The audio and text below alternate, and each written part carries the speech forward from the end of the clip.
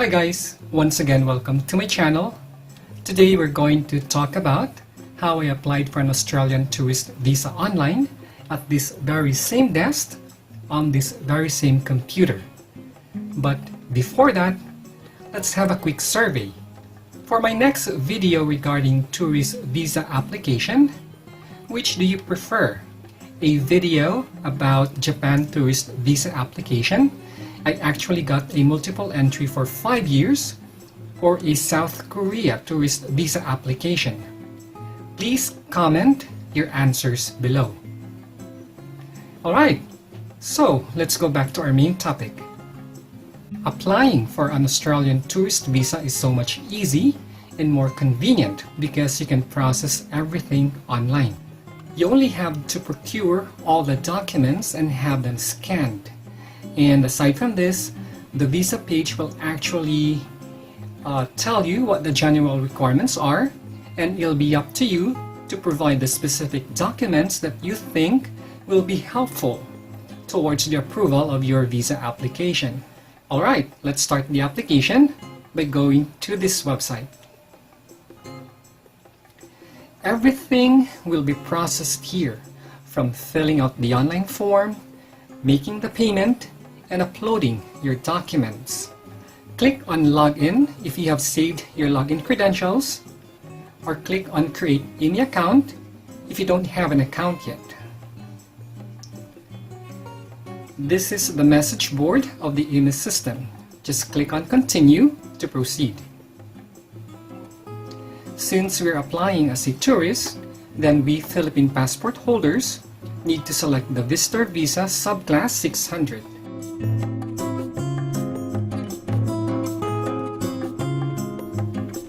A lot of the sections in the visa application process are actually self-explanatory, hence we will skip those, so that we can focus more on areas that are a little bit confusing. Be sure to list all the reasons for visiting Australia. Since I have two, then I selected family visit and tourism. And take note, you are to give the details of significant dates when you need to be in Australia. In my video about US tourist visa application, I received a lot of questions asking where to put the middle name. And since the form does not have any fields where we can put it on, then we can just exclude it, even if our passport bears this information.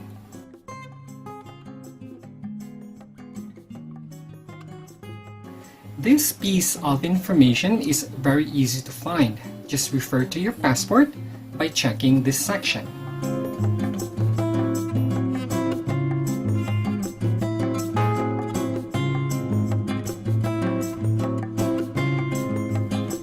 Now, if you ever had other names, then you need to specify them here. Just like my mom, when there was one point in her life where she actually used Annabelle, so we specified it in this section.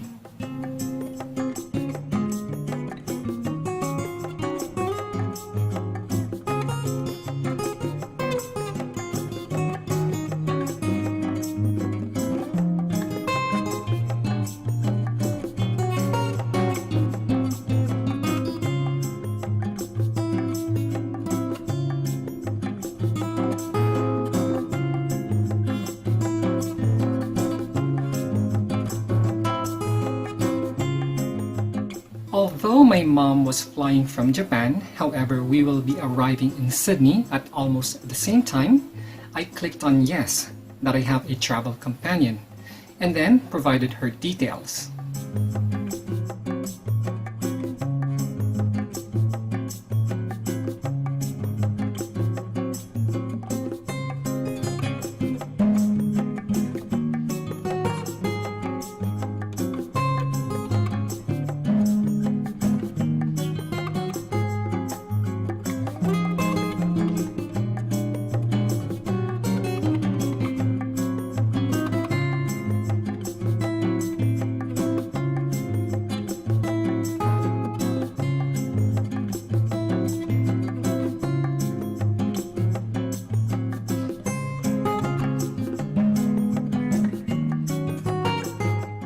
Since we are applying for a temporary visa, then this section is not relevant to us.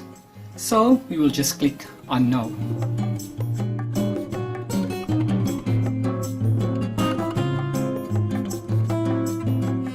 I was actually aiming for a multiple entry visa, that's why I click on Yes. Although the field length of stay in Australia has 3, 8, and 12 months option, always make sure that your intended stay is commensurate to the amount of money that you have in your bank account or in your documents such as your bank statements or statement and bank certificate.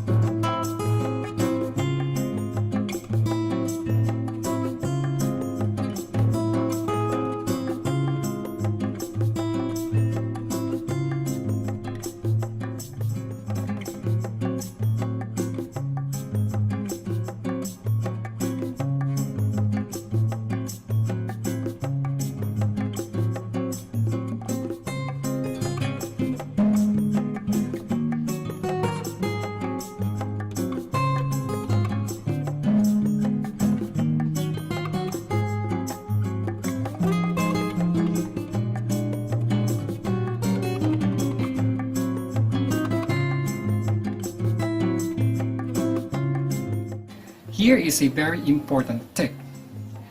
If you answer yes that you'll be entering a hospital or a healthcare facility or a nursing home, likely you will be asked to undergo a medical checkup. This is just to avoid you bringing any kind of diseases to their healthcare or hospital or nursing communities. Go through the character declarations and answer them accurately and honestly.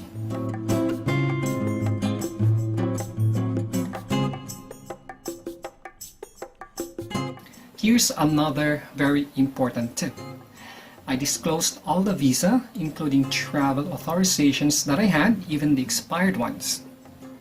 This was a chance for me to show to them that I was just really going to Australia as a tourist and have all the intentions of going back home to my country.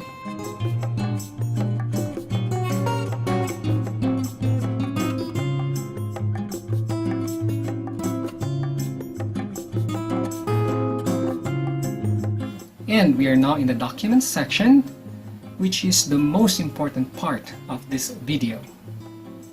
It shows here that I can provide as much as 60 documents, and this is broken down into two categories: the required and the recommended.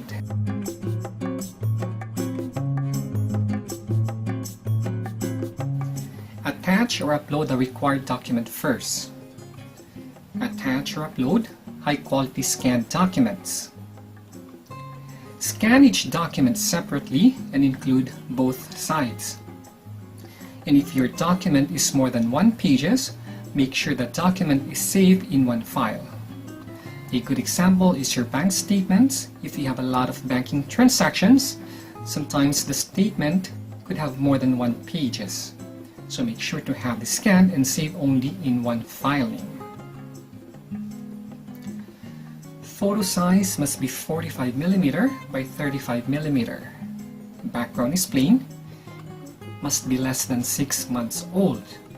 And print your name at the back of the photo. I actually scanned both the front and the back of my photo. And for the back section, make sure it contains this following information.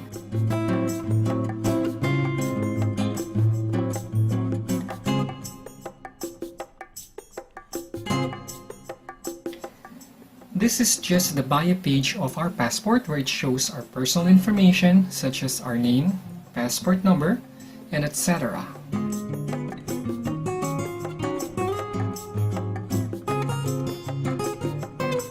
An example of other documents under this section would be the Taiwan travel authorization.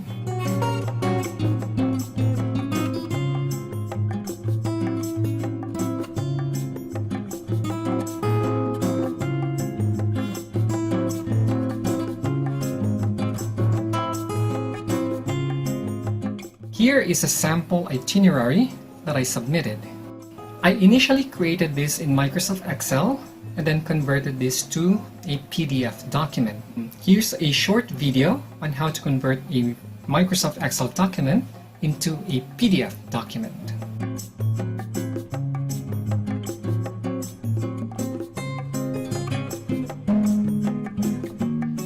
What I actually provided was a bank statement, bank certificate, ITR, my last 2 months payslip, and my credit card statement.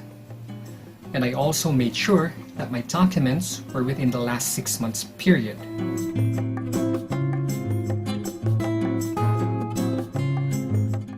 Under this section, I actually submitted 3 documents. First is the invitation letter from Tita Belle. Second is their house rental payment. And third was her Australian passport. The invitation letter that she gave to me was actually very short and direct, and here is the almost exact replica. She actually just sent me an email, and then I converted this to a PDF document so I can upload it right away. However, for you guys, I would really recommend making it more comprehensive, so it should at least contain your full name, date of birth, address, your relationship to the person who is inviting you, the date of your arrival and departure, and most importantly, the details about your accommodation and living expenses.